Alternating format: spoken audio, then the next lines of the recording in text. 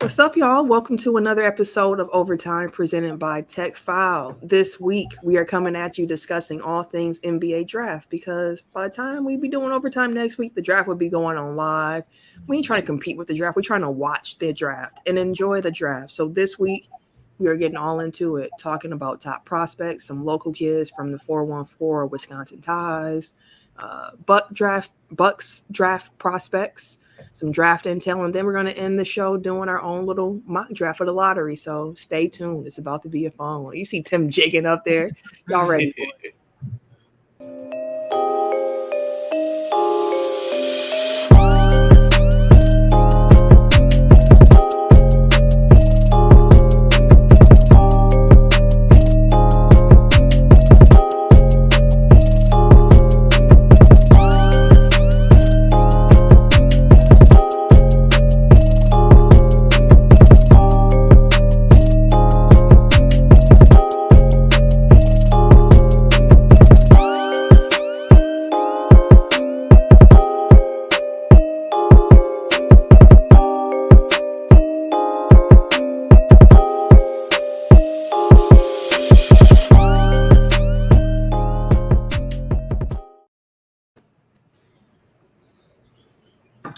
It's your boy, Timkinz, the number 3, aka Ass Ketchum, aka Mr. Give It To Me. Hello. I am the Eric J. Only known as The Eric J. And I'm Camille, point guard of the crew, the real life Tifa Lockhart, the girl next door, holding it down for all the women who love sports. And it's your boy K Harris, the gentleman. The gentleman. The everyday gentleman. 24/7. But better known as K Diddy. Take that. Yeah, so as Camille mentioned, Thursday, June 23rd is the 2022 NBA draft.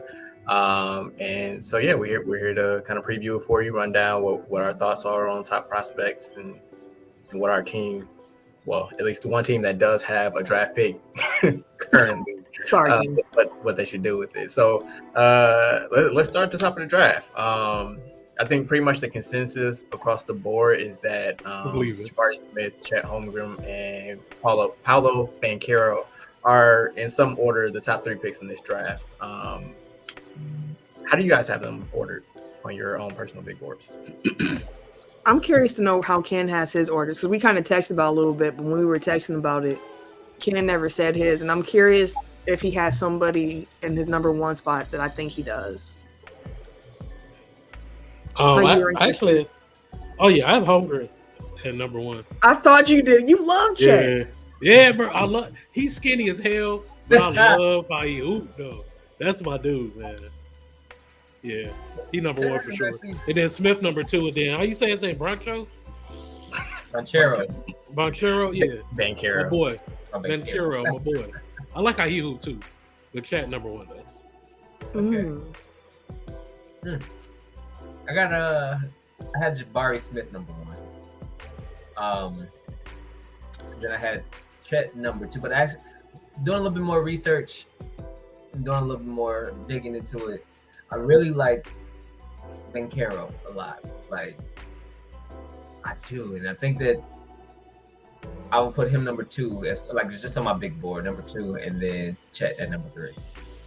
Yeah, I was back and forth between Jabari Smith and Banchero myself, where it's like something about Banchero's game is just so fluid. It just looks like it's going to translate super well in the NBA. But Jabari Smith has something to his game where it makes me think like dude can really be a bona fide star if he lands in the right place too. Okay. I'm going to go Jabari Smith, Banchero, and then Chet. Chet scares me. He don't necessarily scare me. Chet scares me. I've gone back and forth on Paulo and Chet number 1. I remember Gonzaga played Duke earlier on in the season, and just like the starkness between their bodies and like their physicality was like that stuck with me a lot, which isn't necessarily fair to Chet. So I've tried to kind of tried to take away from that because it's just like they're on different points of their development curve, and like maybe once Chet gets to the league, like his body fills out more. And he clearly has the tools there. Like the defensive presence alone is like he can anchor a defense, and like he has flexibility. And there aren't too many like Shaqs. Not that there ever were, but like there aren't too many Shaqs in the league, and even the big guys that are like bruising in the post is like Embiid and Jokic. I mean Giannis, if you want to look at him that way, like they do that to everybody. So like I'm not going to give him Damaris because like he's going to get beat up by the few guys that actually have a post game in the league. As far as Banchero, like he's the one that I see having the easiest. Like I can most easily see him being successful because he has such, like to Camille's point, a fluid game. Sorry, my son's in here. Such a fluid game. And like I can easily see him being like a 24, 25 point per game scorer in the league. Like he just has that fluid offensive game. He showed like throughout the season that he was an improving shooter, which I think was like the biggest knock on his game going into college. But like he has the body for it, he has the physicality, he has the fluidity in his game. He can like set screens, he can be a roller, he can pick and pop, he can handle the ball in isolation. Like he just has a very well-rounded offensive game, which I think can more easily translate to the league. Jabari Smith, I'm not worried. I'm underwhelmed with like his ceiling. Like he's a great shooter, knockdown shooter for sure. But like the defense, he's switchable, which I think people are like, oh my God, he's a switchable defender. And it's like, yeah, but he's also 6'10" and doesn't really protect the rim. Like his blocks aren't as high as somebody with that long ass wingspan, that height should be. Like he leaves me wanting, and I like it.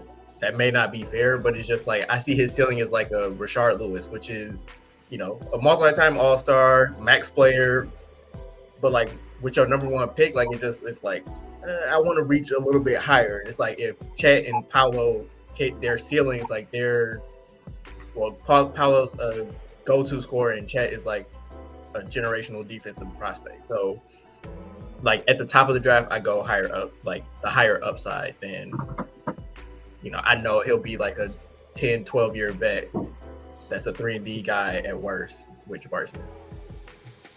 That's fair. I think part of Jabari's game that sold me, also like you mentioned, he's a knockdown shooter. Like the man is 6'10" and he is a bucket. He's dangerous in transition. He has a great fade game, good jab step, good lateral movement.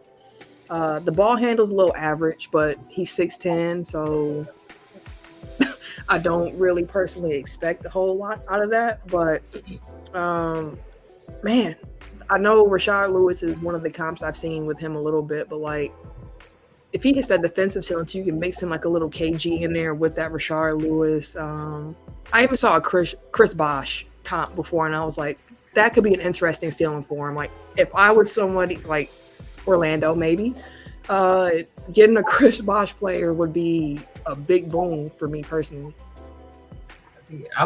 I personally like, even though he doesn't get the blocks or rack up the blocks and the rim protection and stuff like that, but he's still athletic enough, 6'10" forward that he's causing issues defensively. So I do like his two-way potential, mainly, which is why I like him as the number one, because like I said, his offense is dude's a bucket, like just a flat out freaking bucket. And Orlando needs that if they were to grab him number one. But also him being versatile defensively, and like you said, a lot of people said that he could switch, but which he could, and granted he's probably not going to give you the best rim protection or the best interior defense. He gives you something on both levels or all three levels to be able to say, okay, he's not going to be a liability, and you still going to get the buckets with him as well. So I appreciate that. Plus he'll still board too. So if that's what I'm getting, I get a two-way Rashard Lewis. We seen Rashard Lewis at his peak, like bro was ridiculous, like regardless. But then you add in him actually playing some damn defense. Hell yeah, I'll take it. Hell yeah. But I was a Jabari fan while I had Auburn winning the whole thing. So like, I was a Jabari fan and while he was in college. I actually like his game completely. So that's why he had me sold on just his total package. But a lot of the defense comes down to willingness to want to do it. Truly. So I feel like if he gets with a coach, they'll be like, hey, no, you have to play defense, bro. That'll probably unlock the rest of his potential. Mm-hmm. And then with Chet, he's 7 foot. He's a fucking 7-footer, bro. The only thing that he weigh under 200 pounds though. Bro, Yeah. Like that's what scares. That's what He look like scares- me out there, just paperweight, dog. No, that's what. But see, if he come into the league, put on 10, 15 pounds of muscle, More than that. up. I'm saying start off. He got to start off somewhere. He got to start off somewhere. So if he start off with a clean, 15, 20 pounds of muscle, then I get him up to what, 210, 220 maybe. 105. Hey. I will say though, I did compare him because I've seen comps, but they saying like Rudy Gobert-esque on defense, but I'm like, with perimeter skills. That's what I was what, gonna say. Like, Rudy with offense? Cause Yeah. That's what it is. no, 'cause Shit. one thing about Chet though too is like, again, he can defend in space, which is rare for a 7-footer to be able to do. The Ringers draft board called him a Gen Z Paul Gasol. I'll take it Hey, I was just gonna say, I can see it. because he can pass to. He can pass to. Like he can dribble. That's bro. He can lead the Chet play. is like he's like a dream. The only thing is just his size. Like he's just small, dude. He's He's just, just- and like the thing is, it's kind of like with like small guards. Like, sure, it's concerning when you have a guy that is so like he's uniquely built for a basketball player. But he's been uniquely built for a basketball player his entire time coming up. It's not like he's like he was never tall and skinny playing against people that were more physical than him growing up. So like he's learned to adapt, and clearly he's been a strong enough prospect. I mean, he's been a strong enough player as a prospect for like for that to not have been a liability up until this point. Like same thing with like the Isaiah Thomases, Chris Pauls of the world. Like they always been short. You know what I mean? Like they've learned how to kind of get around that as a basketball player. Like there are certain liabilities that come along with being small, but like they've learned to kind of overcome those things as they've navigated their basketball career. So like it doesn't like, yes, he needs to gain mass, like he needs to fill out a little bit more. But with him being 19 years old or whatever he is, like that's going to come. Like it comes for all of us. Like we all gain weight, whether we want to or not. Like as we age, so like I'm not concerned that it's not going to happen. Like he's always going to be tall and skinny. It's just like with KD, like he put on enough weight to where it wasn't as big of a problem as it was when he came in at 190 or whatever it was. Real quick, Ken, you start choking because you drinking out that big ass jar. That's Hey, bro. Hey, bro, don't do the Mexican. Hey, it almost got me though, bro. I was like, shit. I almost had to turn jar. I almost had to turn the camera off. Like I can't let him see me die. I see you take that swig early. I was like, God damn, that's a big ass jar. Hey, You almost refreshing, took bro. you drowning in that motherfucker. Meanwhile, my country self said, "Dang, that look good. I love driving in that." Hey, Right. There's a- Drinking out a Mexican, man, is something different. I'm telling you.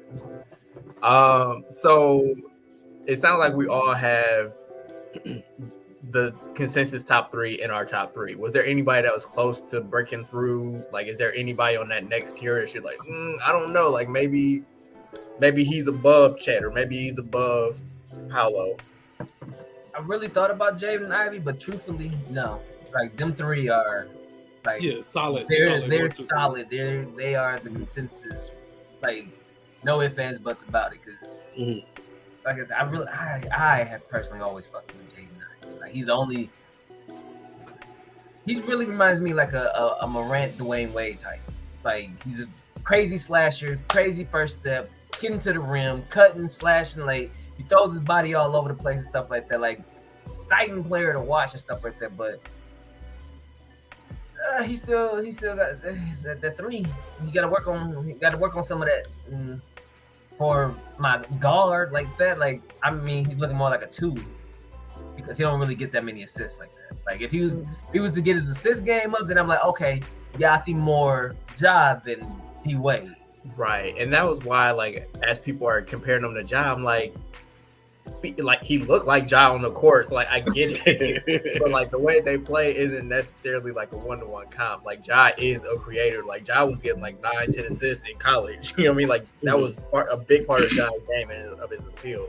But he does have like great athlete. Like he's probably the best athlete in the draft. Okay, the best skilled athlete in the draft. And I can easily see him being like a focal point of an offense, like on an NBA team.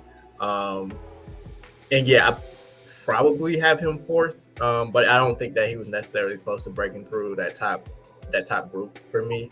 But I do like what he has to offer, and I think that he'll be a good pro. One other name to throw out there with J90 is Keegan Murray. Just watching his like film and catching up on YouTube and all that stuff and reading the reviews about him, his weaknesses are very minimal. Like he is just a very good all around forward. Like he shoots, he defends, makes the right passes. Like he's not flashy either. It's just a very like, I'm gonna grab my little lunch pail here. I'm about to go to work, and then when I leave, I see you later. Like it's not flashy at all, but I think he has potential to be a guy who's just super consistent throughout his career. Yeah, Ken, who you got at number 4? Number 4, I had Ivy. Ivy was my number 4. Okay. Just for all the reasons Tim was saying, like he's super athletic. He just doesn't pass, but he can score though. He'll bucket. And I ain't gonna play defense either. You be looking at Russell Westbrook out there, bro, just chilling.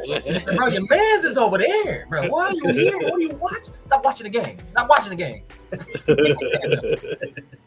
I think that's probably one of his biggest weaknesses, honestly. Like, yeah, that Olay just he have that James Harden just let him walk. Like, what is you doing?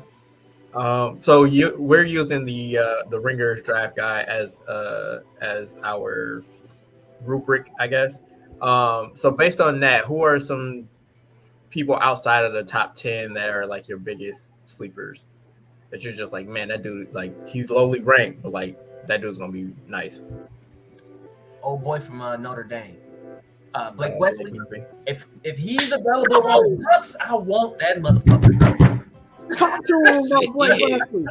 Blake Wesley, I was like, bro, like, dude is nice. Like defense, offense. I mean, it's like Middleton light, but like I kind of fuck with him. Like just his all around game. He gives you the height, he gives you the size, he gives you some defensive versatility. He can pass some.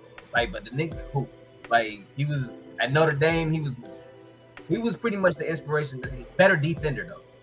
He was pretty much like he sparked a lot of that. Like I was looking at some of his highlights. I'm like, okay, bro, kind of like defense to offense joints. Like especially with our squad. Oh my god, he was great.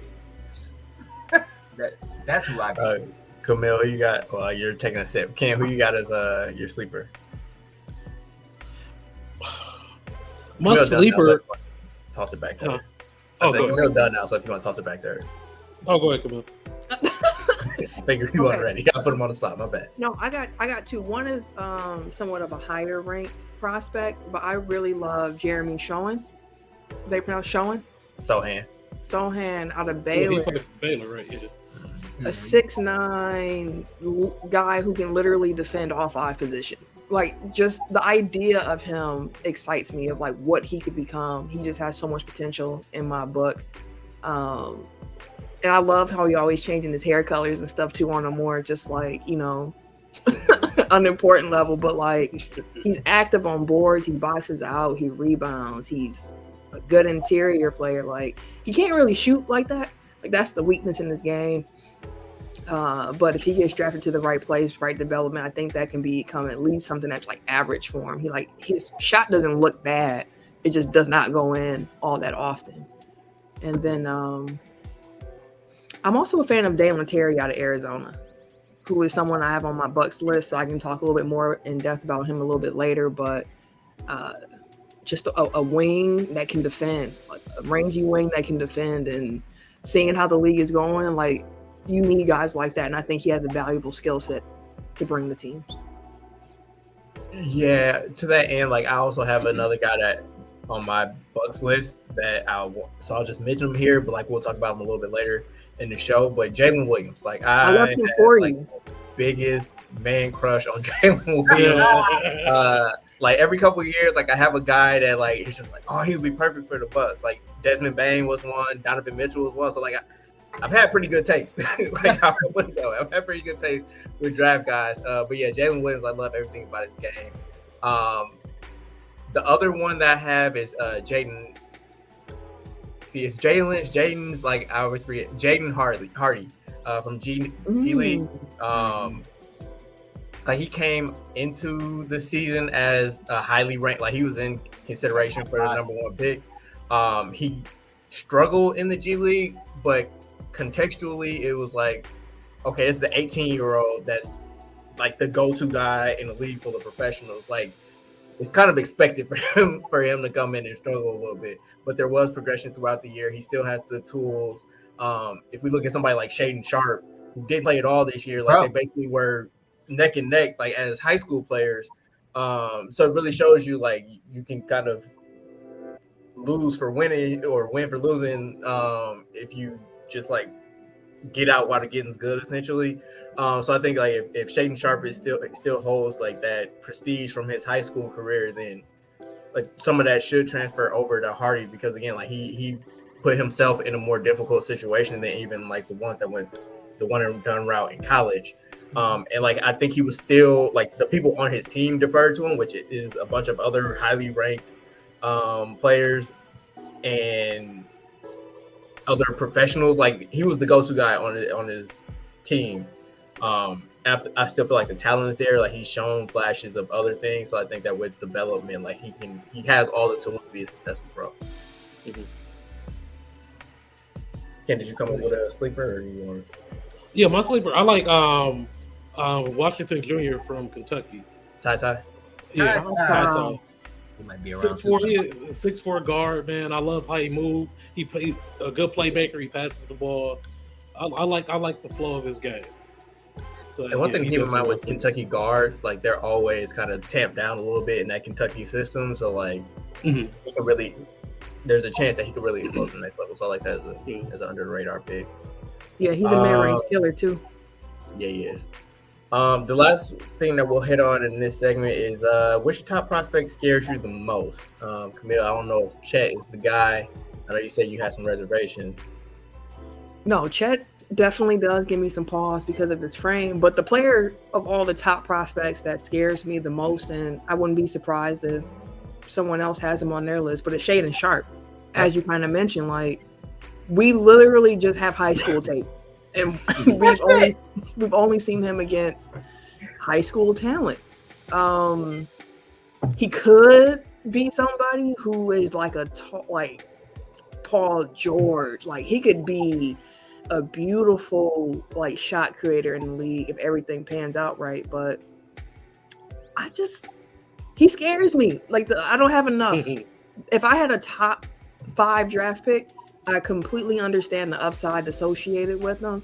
But just given what we've been able to see from him, I don't know if I'd be willing to actually go ahead and make that pick. Like the athleticism is crazy. He's ideal size for a shooting guard. Like he's exactly what you would type in if you get a prototypical one. He can finish well, crazy booms. Like I get it, but I don't think I'd be able to do it. Yeah, I think Tim, you agree with Sharp, right? Yeah, I mean, shit. We ain't saying nothing. Like, what have you done for me lately? Chill, sitting on the bench, chilling. Like, at least Kyrie gave us what, a game or two? 6 games, 7 games, maybe. I can't remember exactly the number, but it wasn't that many. We seen something. So, like, for me, I'm always hesitant when it's like, if he learns how to shoot X, if his jumper can improve X. It's like, that's a really big part of NBA basketball. Like, you gotta be able to, unless like everything else is like 9s and 10s across the board, like you gotta be able to shoot at least a bare minimum. So like for that reason, Dyson Daniels is kind of the guy for me, where like it's sharp, but like I wanted to give a little bit more variability in this answer. But yeah, Dyson Daniels, like it's like yeah, I see the appeal. It's kind of the same thing with Sohan too, a little bit, where it's like I get it, and like they do bring so many other things to the table, but like if they can't shoot, they're not gonna see the court. Like, it's just not going, at least like at a high level. So those are the guys for me. I didn't care for none of his comps, anyways. Who's? Dang. No, I mean, Dice need to be nice. His comps from the Ringer is that's White, Evan O'Connor. and Evan Turner. Okay, but that's just his. Like, That's his opinion. I hear you, but I didn't like none of those comps for number 8 or number 7 or top 10. None of them. Yeah. So before we go to break, I do just want to hit on some of the kids with Wisconsin ties that are in the draft. So Johnny Davis, he played at University of Wisconsin. He actually grew up in Oshkosh, and he's projected as a lottery pick. We have Patrick Baldwin Jr. He actually played for his dad at UW Milwaukee. Big mistake. But he went to high school in Sussex. He still may be a late first-round pick, probably early to mid-second rounder. Justin Lewis played at Camille's alma mater. He's projected as around that same range. Maybe can make it into the tail end of the first round, probably early to mid-second. Michael Foster Jr. He grew up in Milwaukee, went to Milwaukee, Washington. And he actually was in Hustle, the Netflix movie. So shout out to him. He's been projected as like a late second round pick pretty much the entire year. But I've heard in the last couple of days that he's actually in the mix in the late first. Like he may actually have a promise. So that's what's up. Hopefully. Ken, from your alma mater, Alondes Williams, he went to Milwaukee Riverside. He went to Wake Forest this past year. He's the ACC Player of the Year, actually. And he's probably a mid to late second round pick. And then I don't know how to pronounce his name. O'Shea Agabaji from Kansas. He was actually born in Milwaukee. His parents played at UWM. I actually saw a clip today that he said his happiest NBA memory was actually the Bucks winning the title last year. So there's still some Milwaukee ties, even though he didn't really grow up here. Good in my book. But we got to get to break. We do. So see you later. We'll be back. And we are back. Tim, Eric, myself, Camille, and Ken here talking to you about all things NBA draft, getting y'all ready for next week's festivities.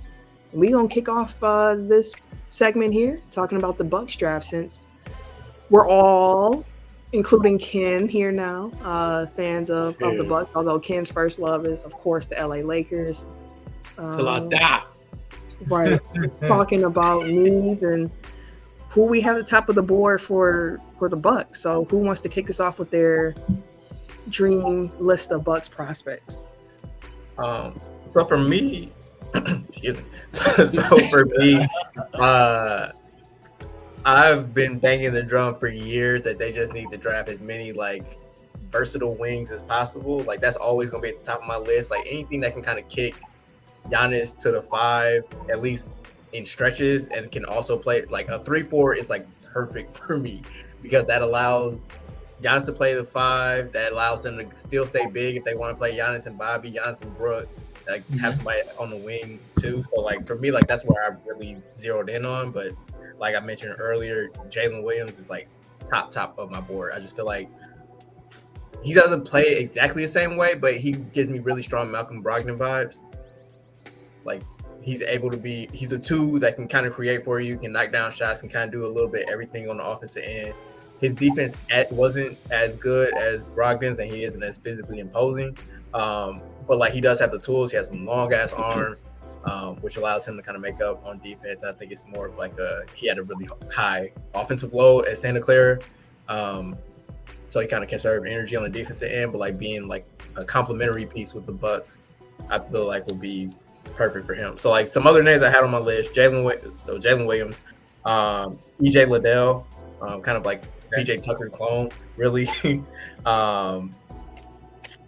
Dalen Terry, Tari Eason is. He has all the tools. I'm just not sure he knows how to play basketball. Like that's my. But the basketball IQ, I feel like is kind of like the knock. But he perfect NBA body, essentially. Like basically what I described to a T, where it's like he's a 3-4 hybrid that can kind of guard bigs. can also give you size on the wings if you want to play big. Some other names on my list: so Hardy, Wesley, Christian Brown, spelled Braun, but Christian Brown, like he's pronounced Brown. He seems like a big Dante DiVincenzo, like a 6'7" DiVincenzo. So like I would not be surprised at all if that's the pick on the day of the draft, just knowing like what Horst and Bud look for in a player. Like he's like the perfect complementary wing player. I would take a flyer on Baldwin Jr. Against it's Jabari Smith, like coming into their freshman seasons. Like they're basically like clones of each other, 6'10" dudes that can shoot it and theoretically defend. Baldwin just like struggled with injuries the last 2 years. And then the guards. So Kennedy Chandler, Andrew Nembhard, Jaden Hardy. Those are guys that I'm looking for. Fair enough. Let's see. So top of my list, because I know we need another guard, is Blake Wesley, like I mentioned before. But if he's available around that time. If not, I'll also take a flyer on Marjan Beauchamp. Yes, sir. Can't shoot, but he can't. But we That's why on the list. can't go wrong with defenders. And he puts the ball in the bucket and like he can't shoot a three for shit, but he can work on it. He can get there. Work on a little bit. Lethal Shooter be fucking around with the Buck squad every now and then, so we might be able to just slide him over that way. I feel that way. Honestly, I feel that way about most of the cats who can't necessarily shoot the three well yet. But because I know that we have ties, because thanks to Bobby, that we got Lethal Shooter kind of floating around every now and then, and maybe they can go ahead and go over there and work with him for a minute. But yeah, Wesley's at the top of my list. I don't mind Ty as well for guard. Like I said, Marjan Beauchamp. Honestly, I like old boy from Arizona at center, even though he can't shoot a three for yes. He can't shoot a three for shit, but if you want to supplement Brooks' spacing up the floor like that and get a big that can still rim protect and rim run, shit, I take the athletic ass big like that. I would love that because, well, I ain't gonna get into that, but yeah, I would love a player like him. And then our biggest thing that we haven't been able to find is a two in the last couple, like a consistent two guard who we can just like, all right, this is who our two. Like we had Dante. Sure. We plugged in Pat in there, sure. We had Rashad Evans. But not Rashad Vaughn. We had Vaughn. We've been kind of experimenting with cats at the two. Like I feel like if we could find another complement at the two guard who can ball handle and shoot, it'd be cool. That's why I got Wesley more so at the top, even though he like 6'4". Koloko, and you know what? I know that you might turn your nose up at this one, but I don't mind a flyer on Nikola Jokic. Oh boy, he can't shoot. He can't, but another versatile big who can kind of move the ball. What are we doing, Tim? I hear you, but hear me out. Our team is stocked full of defenders. We can use another wing defender, sure, but we have defenders throughout our roster. It would not be bad to take a flyer on a guy who can bring a different type of creativity to our offense. They have that already, and because he can't defend, he don't see the court. Thank you. Are you talking about Jordan Moore? Oh, I was like you got to keep it. You got to keep in mind, like Bud ain't gonna play him if they don't defend. So you got to draft a defender. No you matter have to draft somebody who's not going to be a liability. And at this point, Nikola does not project to be somebody who is not going to be a liability. But I'm gonna take the ball from you here. I don't want no centers. We better not draft no center. If we draft a center, I'm gonna be pissed. Walker Kessler is like my number one. Like, please do not pick that. Don't do it. He may be good. I don't want to be the one to have to like ride the roller coaster. Don't, unless somebody like slides. You don't expect to slide. Like if Mark Williams slid to 24 or something. Like okay, sure, but like that probably won't happen. So I'm crossing centers off my list. What I want predominantly is a big wing that can guard. And has at least a shooting stroke that looks like it's not, nothing's wrong with the stroke itself. Like maybe it's not going in, they just need some more reps, but like but that's my mentality when I'm looking at names. A lot of them have already been mentioned. I like Marjan boot camp from the Ignite. I like Christian Brown a lot. He's somebody who I really think the Bucks could draft if they stay at 24. I honestly wouldn't be mad if the Bucks traded down from 24. The way I've been seeing in this draft, a lot of the guys, once you get past like the lottery, there's a lot of guys who are very close together. At least that's how it seems to me. And if we can get 2 guys in this draft rather than just 1, I wouldn't be mad at that. But Christian Brown is somebody I like a lot. Someone on Twitter was like, absolutely not. He's just a big Dante DiVincenzo. And I said, we act like Dante wasn't a useful player to have when he was healthy. Like, let's not act like Dante was super trash, but like Brown is nice. He super athletic, great finisher. He does all the little things. I also like Wendell Moore out of Duke. Some of his comps like Josh Green, Josh Hart, Gary Harris, and I'm like, a useful type of player that could be helpful.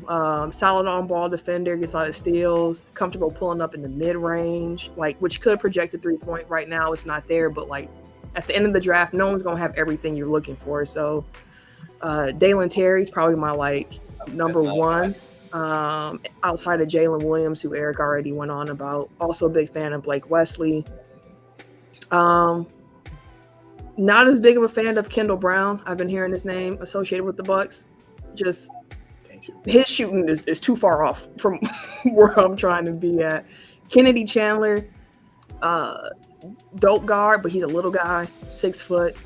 I have some questions about how he projects. Also wouldn't be mad at Jaden Hardy if he want to go the other way, but then again, like we mentioned, like Bud don't play people who ain't moving their feet on defense, and Jaden doesn't do that too well either. So I can see it being Brown. I'm actually like him probably more than most people. I think he can be a guy who's like a really key contributor as a role guy. Like I don't see superstar written on him, but I see like high-end role guy out of him. And I think that's what of course you want a superstar, but like with the Bucks' current window, what they're trying to do, I think a guy like him will be useful. You made a face when I said Tari Eason. Was that a good face or a bad face? I just don't know about him. I don't know. I got questions. You be like, come on, man. He also does little things too, but like he fouls a lot. Like he just, I need somebody to smack somebody around every now and then. You know, that man came off the bench and fouled out like 5 or 6 times. Still, I was like, Jesus, you know what? You got to foul out when you're coming off the bench. He got 6 of them. He won't use them all. He got 5 in college. Hey, he got 1 more. Shit, he gonna use all of them there too. He got 1 more.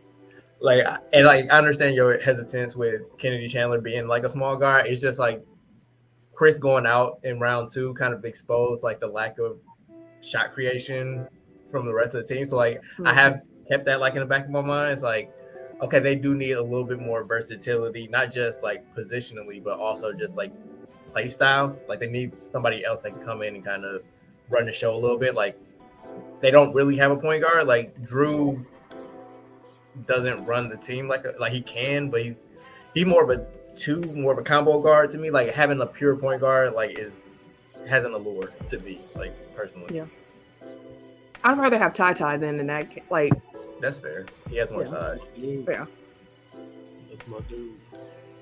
Ken, you got any people you want to see the Bucks take?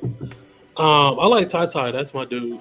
I like Blake Wesley too, and I don't know, call me crazy, but like I can see like why not Patrick Bowen? I kind of feel the same way. Yeah, I was like, why not? He had a bad freshman season, but like we kind of know still like you said what? And sophomore. Yeah, he's 6'9". He's 6'9". He's a big dude. He's like 220. I thought he hurt for 2 years. He played 1 year. He played 1 year. Yeah. He was hurt in high school. Yeah, this is his freshman year. Yeah, but I wouldn't. Why not pull the trigger on Patrick Bowen? I mean, like I feel like I'm biased because I went to Milwaukee, so like yeah, hell yeah, take the UWM kid. But again, like it's a home run swing. Like if he's healthy, like he didn't test well athletically at the draft combine, which was kind of like, but like maybe the ankle is still giving him trouble, which also is like, but if like all the medicals check out, like maybe it's like a Michael Porter situation where they have red flags, but the talent is still there. Like, and he is still like known as like a dead eye shooter, even if the percentages didn't really reflect that in Milwaukee. He was getting, like, I think he had like 6 uncontested shots like the entire season, It was on his heels. which probably isn't going to be the case in the NBA. So like maybe if he gets more wide open looks, the shooting. I got one more name before we move on. Bucks draft talk. If the Bucks do trade down, I would love for them to aim for Max Christie. Like that 6'6" wing. Again, he had kind of an underwhelming freshman season, but he played better than Baldwin did. Right. So, yeah. Yeah.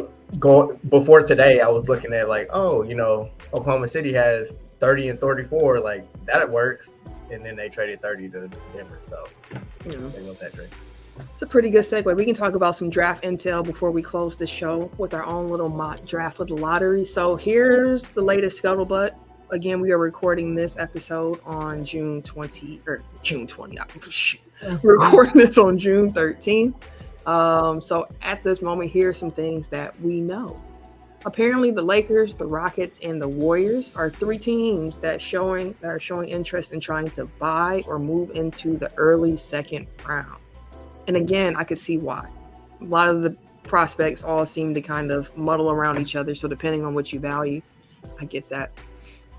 Multiple teams with lottery picks are showing interest in Benedict Mathurin, with teams as high as the Pistons at 5 and the Pacers at 6 liking his skill set and his long-term potential. Malachi Branham is one of the highest risers throughout the pre-draft process, and he's a likely candidate to go as high with the Cavaliers at 14, assuming he does not go higher than that. There are injury concerns around Patrick Baldwin, as we've mentioned, but however, the scuttlebutt is saying that there are some teams in that 20 to 30 range who are interested in taking a chance on him because, as we mentioned, he is a 6'4" forward with a smooth shooting touch, and he could be the biggest boomer bust prospect that could end up being a top 10 player in this draft class. So there is some intrigue around him. And then, as we know, NBA is starting to send out some of those draft green room invites. Right now, we know about 16 of those names. And we've mentioned most of the guys already. Jabari Smith, Chet Holmgren, Paolo Banchero, Jaden Ivey, Keegan Murray, Shaedon Sharpe, Dyson Daniels, Benedict Mathurin, AJ Griffin, who we did not talk about, but he gonna be mocked. Jalen Duren, Johnny Davis, Ousmane Dieng from France, Jeremy Schoen. I cannot pronounce the guy from names on this motherfucker. Like, come on, man. I want to be respectful. I'm not trying to say y'all names wrong. Moshe Agbaji. There we go. Mark Williams and then Malachi Branham. So there might be another 4 guys who get added to that, but we will see. So right now, we're going to end the show doing our own little mock draft. We said that we're going to go in tech order. So Tim, Eric, myself, and then Ken. We're going to do it as a snake draft format. So we're just going to pick, like, if we were the GM for this team, who we draft. So Tim, you have the number 1 draft pick. You are setting the stage for us all. Who you got? Who's going number 1, sir? Jabari Smith. Okay, so. All right, so 2.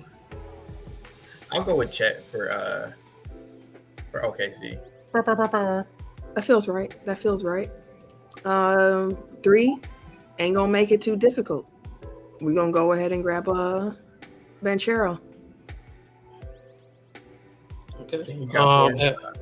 At 4 for the Kings, I want to say Keegan Murray. I like that.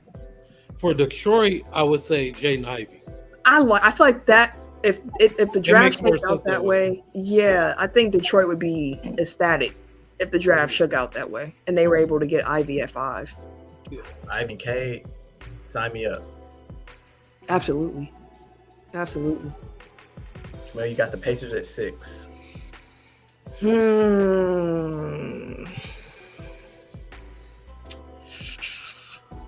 I want to go with Shaedon Sharpe here? I'm just checking my little board here. The Pacers.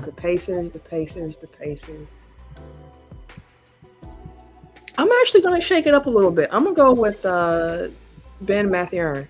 I think that him on the wing there will fit nice to Tyler Halliburton. Then again, just about anybody will fit nice next to Tyler. So Tyrese. So that is what it is. All right. So 7, I've got the Blazers. Like, honestly, I think they should just trade the pick. Like, if you're trying to compete with Dame, like, you need to that window's closing. And bringing in like a 19-year-old is not going to help. But for the sake of this draft, let's see. I honestly would have went Mathurin. But since I can't do that, personally, I like Mark Williams more. But for the Blazers, I'm gonna go with the kid from Memphis. Jesus Christ, I'm blanking on his name right now. Jalen Duren. Okay. I got that. What team? You got the Pelicans.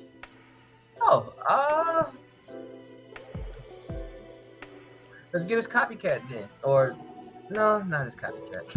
I'm gonna go with AJ Griffin. I think that is a perfect landing spot for him because they need some more shooters in New Orleans, and he can come in and provide that immediately for them. Yeah, either Mathurin or Griffin is probably going to be available in that spot, and I feel like they should take either one of them. Like, combine that with the wings that they already have, like Brandon Ingram, Herb Jones, what was the other kid, Trey Murphy, the third. Like, and then if Zion come back, they'll have he is. And then they got Steven Adams still. So, yeah, AJ Griffin will probably fit right in there. That wouldn't be bad. All right, so at 9, you got the Spurs. So you got... Oh, well, then I'm going to go with Osman Dieng. That kind of seemed like a Spurs type of player, bro. Like, he can get a little bit of offense, a little bit of defense. He got some height. He's international player. Like, that's right up their alley. So, what's interesting to me in that spot, if Shaedon Sharpe is starting to get a little bit lower in the lottery, I would like for him to land in San Antonio. No, I don't want him. I want Shaedon Sharpe. I forgot the motherfucker was around. I'm sitting here putting the names, and I didn't even realize he was still around. I was just going to say, you put the names there.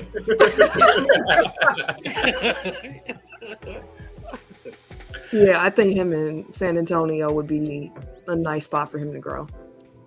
Okay. Man, I got all the trash situations. I got Washington. Washington just needs to start over from scratch. Fucking gross.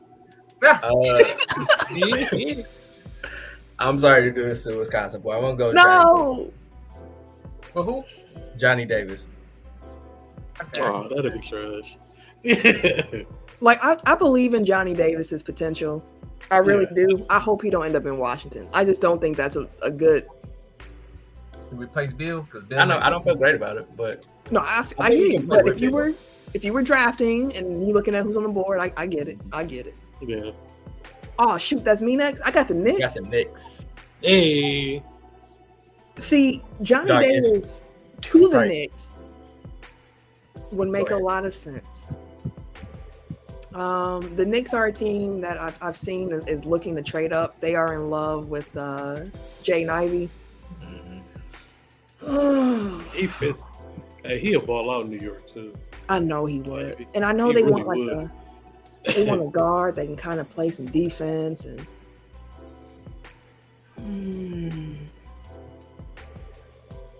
Let's just go with the board here. I'm gonna go with Dyson Daniels if he's still on the board there at 11 and go to the Knicks. Knicks fans might not be happy about that, but they won't be. They won't. They got RJ Barrett too. I know. You never have enough wings. But they need the thing with Dyson is he projects kind of like a point guard. Like he's he can be a big point guard. So I think that, and he plays defense, and that's what Tibbs wants. So he fits into their current mold of players. Fair enough. Right, so me, right? You got the Thunder and then the Hornets. Sohan. For OKC, yeah. for OKC. Man, So if you they can- could pair Chet and some, That's what I was just thinking. I was like, if they pair both of them together, that's gonna be ugly, yo. that's all they need. They need a front court. They need some defense. They That'd both be ugly. all the defense. Dog, that's a bit. They'd be big as hell, dude. Yeah, that'd be nice. And I mean, if you think about like what they already have there, like they have SGA, they got the kid they picked Giddy. last year. Yeah. got- what's the name? Josh Giddey. Giddy. Yep. Lou Dort. Like so, like they have the backcourt pretty much in Mhm. place. Like it's the front court where they need work. So like if they can walk out with Sohan and Chet, like hell yeah. Yeah. Mm. All right, so I got the Hornets next. Mark Williams, Yes. That's the pick. Yes. because they need. That's That's the all they pick. missing. I feel like they missing that big man anchor. the 7-2. Dog. Yeah, he gonna get to LaMelo would get busy. I'm telling you, Lob City East. Give him a rim runner. all day. That's all day. Pick and roll. Like that's probably my favorite like marriage of player and situation in the draft. Like that, and then like that, like I was saying, AJ Griffin or Matherin in New Orleans. Like those are the two spots where I'm like, please don't fuck this up. So it's on me for 14 with the Cavaliers. Last pick of the It's lottery. last pick, right? For all the bigs. I'm gonna go with Malachi Branham. I think that them getting another guard to pair with their new all-star could be nice, especially with Sexton being a restricted free agent. We don't know what's happening with him, and I mean he just don't play that much defense as it is. So might as well just take another guard and see what you can get there. Yeah, I hate it. I mean, Tim, like we can get these last two picks, like they're outside the lottery, but I don't want to see a short change. So 15, Charlotte. They already got their big. I say you shoot for the stars. I'm going with Jaden Hardy.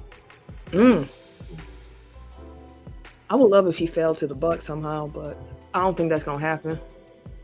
Yeah, I don't either. All right, who I got? Who's my team? You got Hornets. Atlanta at 16. Oh, I'm sorry, yeah, Atlanta. Atlanta? Mhm. Oh, let's see. At 16 for Atlanta, they need a little bit of help. They ain't got no goddamn defense. Well, they got some defense with Capella, but that's all you got. So, if that's the case, I think I'm gonna go with with Dieng. I'm gonna go back to Dieng. Oh yeah. Redraft, yeah, I feel you. I Yeah, feel I'm you. gonna go back to Dieng. Like, I mean, he's gonna be a shot in the dark for him but he'll bring some size. He'll bring some playmaking. They talking about getting rid of Collins already, so it's like you Right. need some size still again. Yeah, I hear you. So just to wrap this up so we can get on body here. I think that's a pretty good mantra. Yeah, I got the order. Yeah, here. I think At it's one, we got Jabari Smith going to Orlando. 2, we have Chet going to Oklahoma City. 3, Paolo going to Houston. 4, we had Sacramento picking Keegan Murray. 5, Jaden Ivey to Detroit. 6, Ben Matherin to Indiana. 7, Portland picking Jalen Duren. Again, all these Jalen's and Jadens. 8, Pelicans, AJ Griffin. 9, Shaden Sharp to San Antonio. 10, Johnny Davis to Washington. 11, Dyson Daniels to New York. 12, Jeremy Sohan to Oklahoma City. 13, Mark Williams to Charlotte. 14, Malachi Branham to Cleveland. 15, Charlotte picking Jaden Hardy. And 16, Atlanta picking Ousmane Dieng. And there you have it. We're going to get up out of here. If you have not already, make sure that you listen to our weekly show available wherever you listen to podcasts and on our YouTube page. So make sure y'all go and check that out. Support. If you have not already, like and subscribe to the YouTube. And if you want to follow me on social media, you can catch me Wait a minute. on Twitter and Instagram at Camille Monet, CAMILEMONAE, because your mom is fancy. right there on the video. At Bucks Burner on Twitter. That's all you get. Here. Everyday_gentleman on Instagram, KHarris216 on Twitter and Snapchat. And it's your boy TIMKINZ, the number 3, aka Ask Ketchum, aka Mr. Give It To Me. We out, bruh. Peace out, y'all. Appreciate y'all for rocking with us, for listening. Make sure y'all stay safe. And we'll catch y'all next week.